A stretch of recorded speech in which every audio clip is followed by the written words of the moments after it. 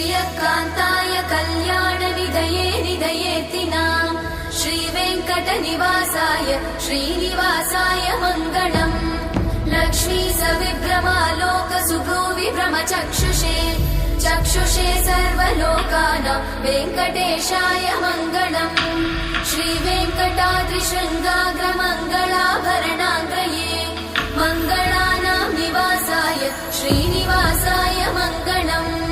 सर्वावयव सौन्दर्य सम्पदा सर्वचेतसां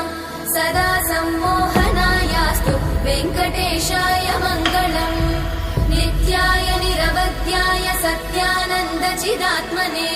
सर्वान्तरात्मने श्रीमद् वेङ्कटेशाय मङ्गलम् स्वतः सर्वविदे सर्वशक्तये सर्वशेषिने सुलभाय सुशीलाय वेङ्कटेशाय मङ्गलम्।